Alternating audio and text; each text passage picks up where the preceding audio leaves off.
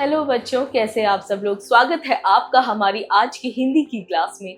तो आज हम करेंगे हिंदी पाठ्य पुस्तक 5 का अध्याय 10, पंच का न्याय कहानी। तो आज हम कौन सी कहानी करेंगे? पंच का न्याय। अध्ययन से पूर्व, बिफोर स्टडी। तो बच्चों, जैसा कि आप देख सक रहे हैं, यहाँ पे बहुत सारे जंगली जानवर हैं जो कहीं जा रहे हैं और बात कर रहे हैं। चलिए देखते हैं वो क्या बात कर रहे हैं। अरे तुम सब कहाँ जा रहे हो? जंगल में पंचायत होने जा रही है, वहीं सब इकट्ठा हो रहे हैं। चलो चले और देखें। पंचायत? मगर किस बात की? क्या भला है ये पंचायत? तो बच्चों, ये सब कहाँ जा रहे हैं? ये सब पंचायत में जा रहे हैं। तो ये सब क्या देखने जा रहे हैं कि पंचायत में क्या होने वाला है, क्या चीज होती है आखिरकार ये पंचायत। कहानी परिचय, स्टोरी प्रीव्यू। अत्यधिक भरोसा सदैव दुखदायी होता है। तो हम क्या जानेंगे बच्चों इसमें कि ज्यादा भरोसा करना जो है दुखदायी होता है, हमें पीड़ा ही देता है। कठिन शब्द, डिफिकल्ट वर्ड्स। आरक्षण, मान्यता, सामूहिक, निर्णय, विवाद, उत्पीड़न। एक बार की बात है, धानपुर नामक गांव में दो मित्र रहा करते थे, धीमन काका और जुम्मन चाचा। दोनों में अटूट विश्वास था। जुम्मन जब कहीं बाहर जाते तो धीमन के हवाले अपने घर की सारी जिम्मेदारी सौंपकर निकल पड़ते। तो बच्चों, एक बार की बात क्या है, दो व्यक्ति बड़े ही गहरे मित्र थे। उनका नाम था धीमन और जुम्मन, और उनका एक दूसरे पर इतना विश्वास था कि जब भी जुम्मन कहीं जाते थे तो वो धीमन के हवाले जो है अपने घर की रखवाली करने के लिए बोल जाते थे। जुम्मन अपनी बूढ़ी मौसी के साथ रहता था, जिसका जुम्मन के सिवा कोई और नहीं था। मौसी के पास कुछ खेत और एक घर था। जुम्मन ने अपनी चिकनी चुपड़ी बातों में मौसी को फंसाकर सब कुछ अपने नाम करवा लिया, और देखते ही देखते जुम्मन का व्यवहार बदलने लगा। जुम्मन की पत्नी गुस्से वाली स्त्री थी। वह अपनी जली कटी बातों से मौसी को सताने लगी। वो कहती, ये बुढ़िया ना जाने कब मरेगी, थोड़ी सी जमीन क्या दे दी, मानो हमें खरीद ही लिया। जितना रुपया इसकी रोटी दवाई में लग गया है, इतने में तो पूरा गांव खरीद लेते। मौसी रोज कड़वे घूंट पीकर चुप रह जाती। तो बच्चों, हमें क्या पता चला कि जो जुम्मन है वो अपनी मासी के साथ रहता था और मासी का कोई भी नहीं था, यानी कि वो अकेली थी दुनिया में। तो जुम्मन ने क्या किया, अपनी चिकनी चुपड़ी बातों में मौसी को फंसा लिया और उसकी जितनी भी जायदाद थी, जो खेत था, घर था, अपने नाम करवा लिया। और जुम्मन की जो पत्नी थी वो बेहद ही गुस्सैल औरत थी। वो जो है दिन रात मौसी को जो है कड़वे शब्द बोलती रहती थी, जैसे कि इस बुढ़िया कब मरेगी, इस बुढ़िया के चक्कर में कितना दवाई में खर्च हो गया, वगैरह वगैरह। बेचारी मौसी बूढ़ी थी और ये सब सुनती रहती थी। कुछ दिन गुजरने के बाद मौसी ने जुम्मन से शिकायत की। जुम्मन के कान पर जूं तक न रेंगी। कुछ दिन तक यूं ही रो धोकर काम चलता रहा। अंत में एक दिन मजबूर होकर मौसी ने कहा, बेटा, हम सब एक साथ रहें ये अब मुमकिन नहीं। तुम मुझे कुछ रुपए दे दिया करो, मैं अपना पेट स्वयं भर लिया करूंगी। तो बच्चों, मौसी जो है बहुत परेशान हो गई थी। उसने जुम्मन से शिकायत भी की, लेकिन जुम्मन ने उस पर कोई प्रतिक्रिया नहीं की। उसके कानों में जो है जूं भी नहीं रेंगे। तो उसके बाद एक दिन मौसी ने तंग आकर बोली दिया कि बेटा, हमारा एक साथ रहना बहुत ही मुश्किल है, तो मुझे कुछ अलग से रुपए दे दिया कर, मैं अपने आप अपना पका के खा लूंगी। मौसी की इस विनय पर भी जुम्मन के सिर पर जूं नहीं रेंगी। उसने मौसी की और निंदा करनी शुरू कर दी। मौसी ने सोचा कि अब पानी सिर से गुजर चुका है, अब और अधिक देर करना ठीक नहीं। अतः मौसी विवश होकर पंचायत के पास जाने के लिए निकल गई। तो बच्चों, जुम्मन ने जो है मौसी की ये बात भी नहीं मानी। वो मौसी को रुपए तक देने के लिए तैयार नहीं हुआ, बल्कि उनकी और निंदा करने लगा। तो मौसी जो है बहुत ही परेशान हो गई। फाइनली वो जो है तंग आकर, विवश होकर जो है वो पंचायत के पास जाने का उन्होंने फैसला कर लिया। शाम के समय पंचायत बैठी। बूढ़ी मौसी ने विनती करते हुए पंचों से कहा, पंचों, 3 साल पहले मैंने अपनी संपत्ति अपने भांजे जुम्मन के नाम इस उद्देश्य से लिख दी थी कि ये मुझे 2 वक्त की रोटी और कपड़ा देगा। 3 साल बीत गए मुझे इसके ताने सहते हुए। अब मुझे न अन्न देता है न कपड़ा। अब आप ही मेरा इंसाफ कीजिए, आप जो फैसला करेंगे मुझे मंजूर होगा। पंचों ने मौसी को कहा कि हम पांचों में से किसी एक का चुनाव कर लीजिए, वही आपके लिए हितकर होगा। पंचों के कहने पर मौसी ने धीमन काका को न्याय पाने के लिए सरपंच चुना। अपने मित्र धीमन काका का नाम सुनते ही जुम्मन की खुशी का ठिकाना न रहा। उसने सोचा यहाँ तो सांप भी मर जाएगा और लाठी भी नहीं टूटेगी। तो बच्चों, शाम को जो है पंचायत बैठी तो मौसी ने जो है अपनी तकलीफ बताई कि उन्होंने अपनी जो जायदाद है अपने भांजे के नाम इसलिए की थी ताकि वो उसको 2 वक्त की रोटी दे सके, कपड़ा दे सके। लेकिन 3 साल हो गए, ना वो उसे अन्न देता था और ना ही कपड़े, बल्कि खरी खोटी सुनाता था।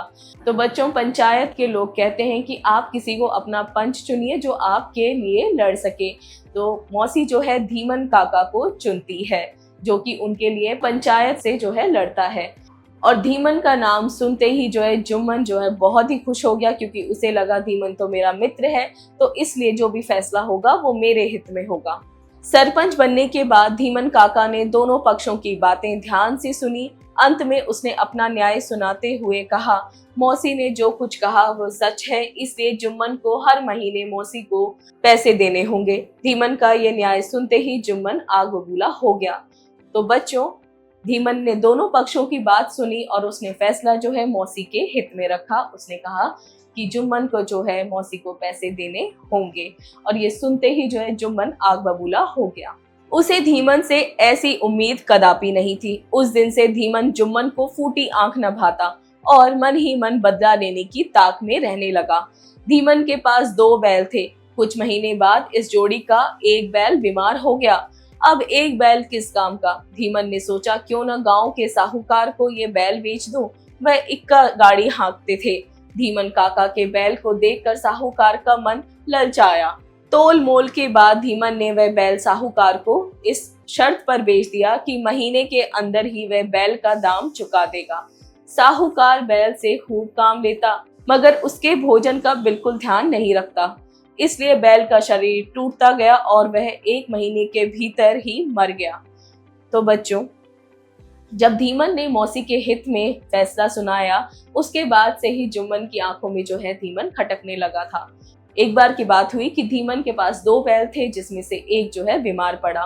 तो धीमन ने सोचा एक बैल को वो साहूकार को दे देगा और 1 महीने के अंदर ही उसकी कीमत अदा करके उसे ले जाएगा। लेकिन साहूकार उससे दिन भर काम कराता और उसे खाने के लिए नहीं देता था, और ऐसा करते हुए जो है वो बैल मर गया। महीना बीतने पर धीमन अपने बैल की रकम लेने पहुंचा तो साहूकार पैसे देने में आनाकानी करने लगा। धीमन अपने पैसे मांगता मांगता थक गया, पर साहूकार ने उसे अंगूठा दिखा दिया। आखिरकार धीमन ने पंचायत बुलाई। तो बच्चों, महीने बाद जो है धीमन उस साहूकार के पास पहुंचा ताकि वो रकम ले सके उससे। लेकिन साहूकार ने जो है आनाकानी करनी शुरू कर दी, और उसके बाद जो है धीमन पंचायत पहुंच गया। गांव की पंचायत फिर बैठी। पंच ने पूछा, बोलो धीमन, किसको अपना सरपंच चुनते हो? धीमन ने कहा, साहूकार ही चुन ले। साहूकार अकड़ कर खड़ा हुआ और बोला, मेरी ओर से जुम्मन चाचा। जुम्मन का नाम सुनते ही धीमन का कलेजा मुंह को आ गया। तो बच्चों, पंचायत फिर से बैठी और पंचायत ने पूछा धीमन से कि बताओ आप किसको अपना पंच चुनते हो? तो धीमन कहता है कि साहूकार ही अपने लिए चुन ले। तो साहूकार जो है उठकर खड़ा होता है, अकड़ कर बोलता है, जुम्मन चाचा। जुम्मन का नाम सुनते ही धीमन जो है काफी ज्यादा डर जाता है। उधर सरपंच बनते ही जुम्मन के मन में अपनी जिम्मेदारी का भाव पैदा हुआ। उसने सोचा कि मैं इस समय न्याय के सबसे ऊंचे आसन पर बैठा हूँ, इसलिए मुझे सत्य से नहीं हटना चाहिए। तो बच्चों, जैसे ही जुम्मन को जो है पंच चुना गया, वैसे ही उसके अंदर जो है अपनी जिम्मेदारी की भावना जाग गई। पंचों ने दोनों से सवाल करने शुरू किए। अंत में जुम्मन ने फैसला सुनाया। पंचों ने दोनों पक्षों की बात पर अच्छी तरह से विचार किया। साहूकार के लिए यही उचित होगा कि वह बैल का दाम चुका दे। उसने जब बैल खरीदा था तब बैल को कोई बीमारी नहीं थी। बैल की मौत अधिक परिश्रम करने से हुई है। फैसला सुनकर धीमन फूले न समाये। वे उठ खड़े हुए और जोर से बोले, पंच परमेश्वर की जय। तो बच्चों, आखिरकार क्या हुआ? जुम्मन ने जो है धीमन के ही हित में फैसला सुनाया, क्योंकि साहूकार के ज्यादा काम कराने की वजह से और भोजन ना देने की वजह से बैल की मृत्यु हुई थी। और जब धीमन के हित में फैसला सुनाया गया, धीमन बेहद खुश हुआ और उसने बोला, पंच परमेश्वर की जय। बच्चों, तो हमने इस चैप्टर में पढ़ा कि कैसे पंचायत का रोल क्या होता है एक ग्रामीण इलाकों में, कैसे मौसी के हित में फैसला सुनाया गया ताकि वो एक अच्छा जीवन बिता सके, और धीमन के भी हित में क्योंकि वो सही थे। तो इसी तरह से हमने जाना कि पंचायत गांव के इलाकों में किस तरह से काम करती है, कैसे जो है पंच दोनों पक्षों की बातें सुनते हैं और फैसला करते हैं। शब्दार्थ वर्ड मीनिंग, व्यवहार आचरण कंडक्ट, संपत्ति जायदाद प्रॉपर्टी, जली कटी बातें, बुरा भला कहना टॉन्टिंग वर्ड्स, आनाकानी मना करना कन्वीनिंग, अटूट पक्का अनब्रेकेबल, परिश्रम मेहनत डिलीजेंस, विनय प्रार्थना ह्यूमिलिटी। उच्चारण करें प्रोनाउंस, जिम्मेदारी बिल्कुल, ललचाया, मजबूर, विश्वास, जमीन। अभ्यास एक्सरसाइज, जरा बोलिए स्पीकिंग स्किल्स, यानी कि हमें बोलकर उत्तर देना है। प्रश्न 1, दिए गए प्रश्नों के उत्तर बताइए, आंसर्स द गिवन क्वेश्चंस। क, धीमन काका और जुम्मन चाचा किस गांव में रहते थे? धीमन काका और जुम्मन चाचा धानपुरा गांव में रहते थे। ख, धीमन काका के पास कितने बैल थे? धीमन काका के पास 2 बैल थे। ग, जुम्मन चाचा ने किसकी संपत्ति हथिया ली थी? जुम्मन चाचा ने अपनी मौसी की संपत्ति हथिया ली थी। जरा लिखिए राइटिंग स्किल्स, यानी हमें लिखकर जवाब देने हैं। प्रश्न 2, दिए गए प्रश्नों के उत्तर लिखिए, answers the given questions in writing. क, मौसी को पंचायत क्यों बुलानी पड़ी? मौसी को पंचायत इसलिए बुलानी पड़ी क्योंकि मौसी ने अपनी सारी संपत्ति जो है जुम्मन चाचा के नाम कर दी थी, इस उद्देश्य से कि वो उसको खाने को देगा और कपड़े पहनने को देगा। लेकिन 3 साल में ना उसे ढंग से कुछ खाने को मिला था और ना ही कपड़े पहनने को उसे दे रहे थे, और साथ ही वो उसको खरी खोटी भी सुनाते थे। इसीलिए मौसी ने तंग आकर जो है पंचायत बुलाने का फैसला किया। ख, जुम्मन चाचा धीमन काका पर आग बबूला क्यों हो गए? जुम्मन चाचा धीमन चाचा पर आग बबूला इसलिए हो गए क्योंकि पंचायत में धीमन काका ने मौसी के हित में फैसला सुनाया था। ग, साहूकार ने अपने पक्ष में पंच के रूप में किसको चुना और क्यों? साहूकार ने अपने पंच के रूप में जुम्मन चाचा को चुना, और जुम्मन चाचा को चुनने की ये वजह थी क्योंकि साहूकार जानता था जुम्मन चाचा जो है धीमन काका पे आग बबूला है, जब से उन्होंने मौसी के हित में फैसला सुनाया था। ख, पंच बनते ही जुम्मन चाचा के मन में किस भाव की उत्पत्ति हुई? पंच बनते ही जुम्मन चाचा के मन में जो है जिम्मेदारी का भाव उत्पन्न हुआ। उन्होंने महसूस किया कि वो न्याय के सबसे ऊंचे आसन पर बैठे हैं और उन्हें सत्य का ही साथ देना चाहिए। प्रश्न 3, उचित विकल्प पर सही का चिन्ह लगाइए, mark the correct option with right. क, धीमन और जुम्मन किस गांव के वासी थे? धानपुरा, दौलतपुर, सोहनपुर या रामपुर? तो सही जवाब है धानपुरा। ख, साहूकार ने अपने पक्ष में किसको सरपंच चुना? मौसी को, धीमन को, जुम्मन को या राघव को? जुम्मन को। ग, धीमन ने साहूकार को कितने बैल बेचे? 2, 1, 3, 4। 1 बैल। प्रश्न 4, सही मिलान कीजिए, मैच द करेक्ट पेयर्स। क, जली कटी बातें, ख, बीमार बैल, ग, बूढ़ी मौसी, घ, अटूट मित्र। जरा सोचिए, क्रिटिकल थिंकिंग। प्रश्न 5, यदि आपको अपने क्लास का मॉनिटर बना दिया जाए तो बिना भेदभाव किए आप किन पहलुओं पर सबकी सहायता करेंगे? सोचकर लिखिए। If you were made the monitor of your class, how would you help everyone without discrimination, thinks and right. तो बच्चों, आपको ये सोचना है कि अगर आप क्लास मॉनिटर बन जाते हैं तो आप सबके साथ कैसा व्यवहार करेंगे, किस तरह से आप उनकी मदद करेंगे बिना भेदभाव के, कि अगर ये मेरा फ्रेंड है तो चलो इसकी शिकायत नहीं करते हैं, चलो उसने तो मुझसे कल लड़ाई की थी उसकी आज शिकायत कर देते हैं। किस तरह की आपकी भावनाएं जागेंगी और किस तरह से आप सबकी मदद करेंगे, आप यहाँ लिखेंगे। जरा भाषा पर गौर कीजिए। Language skills. प्रश्न 6, दिए गए वर्णों को पहचान कर रिक्त वर्ण भरिए। Identify the letters and fill in the blanks. तो बच्चों यहाँ पे कुछ शब्द दे रखे हैं जो कि अधूरे हैं, हम जो है उनको पूरा करेंगे। डैश प्लस का प्लस य प्लस त। शिकायत। ख वी प्लस डैश प्लस वा प्लस स। विश्वास। ग ही प्लस डैश प्लस क प्लस र। हितकर। घ स प्लस र प्लस डैश प्लस डैश। सरपंच। प्रश्न 7, दिए गए शब्दों के वचन बदलकर लिखिए। Change the given words into their plural forms. तो यहाँ बच्चों एक वचन दे रखा है, हमें क्या करने, इनके वचन बदलकर लिखना है। क खेत खेतों। ख मित्र मित्रों। ग गांव गांवों।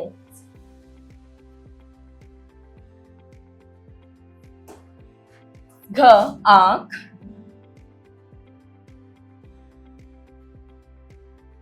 आंखें। ड़ बैल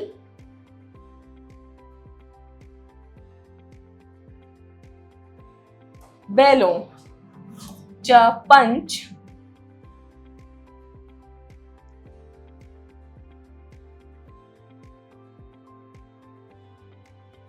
पंचों। जरा रचनात्मक कार्य कीजिए। Creative skills. प्रश्न 8, दिए गए मुहावरों का प्रयोग करते हुए संवाद लेखन कीजिए। Write a dialogue using the given idioms. तो बच्चों यहाँ हमें एक बॉक्स में जो है इडियम्स यानी कि मुहावरे दे रखे हैं, तो हमें उन्हीं को यूज करते हुए संवाद लिखना है, डायलॉग्स लिखने हैं। तो जैसे आप, तो हम लिख सकते हैं आपके इंतजार में तो हमने आंखें बिछा दी।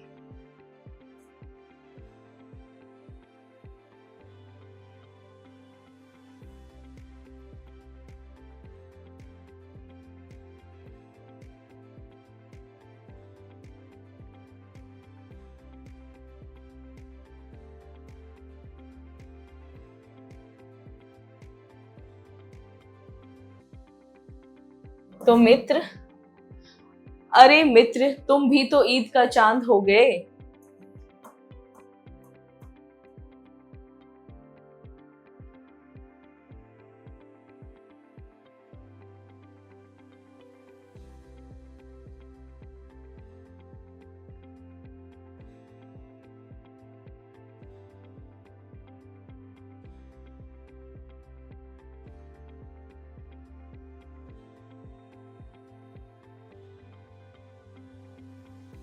आप ये सब छोड़िए, देखिए आपके लिए हमने कितना कुछ खाना बनाया है।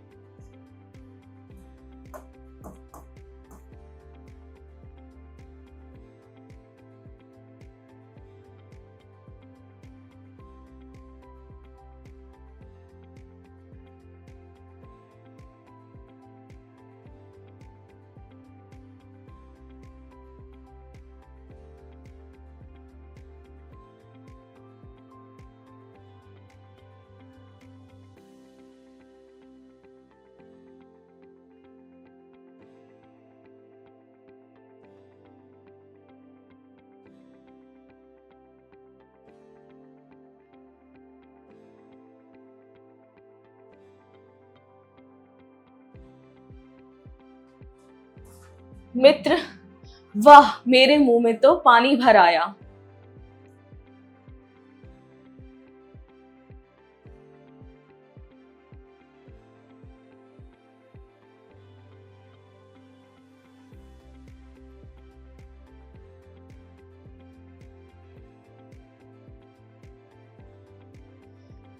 जी बिल्कुल, अब आप आनाकानी मत करिएगा।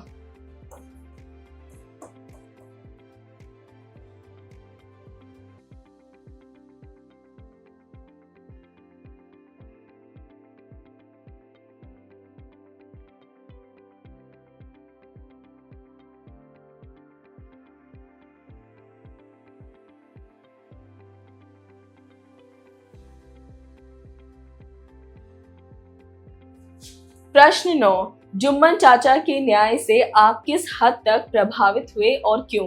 How much were you impressed by Jumman चाचा's जस्टिस एंड व्हाई? तो बच्चों आपको इसमें बताना है कि जुम्मन चाचा के न्याय से आप किस हद तक प्रभावित हुए, कि आपको किस तरह लगा कि वो सही है, और अगर वो सही है तो वो सही क्यों थे। तो इसी प्रश्न का जो है आप उत्तर देंगे कुछ लाइनों में। जरा दिमाग लगाइए, ब्रेनस्टॉर्मिंग एक्टिविटी। प्रश्न 10, दिए गए शब्दों को ध्यान पूर्वक देखिए और बताइए कि न्याय में सक्रिय भूमिका का निर्वहन करने हेतु हमें किन गुणों को आत्मसात करना होगा। कोई 3 शब्द बूझकर लिखिए। Look at the given words carefully and tell what qualities we need to adopt to play an active role in justice. Write any 3 words. तो बच्चों हमें इनमें से कोई भी 3 वर्ड लिखने हैं जो कि न्याय के लिए जरूरी होता है। जैसे सत्यवादी, जी हाँ हमें सत्यवादी होना चाहिए। तानाशाह, जी नहीं हमें तानाशाह नहीं होना चाहिए। धैर्यवान, जी हाँ हमें धैर्य से सबकी बातें सुननी चाहिए।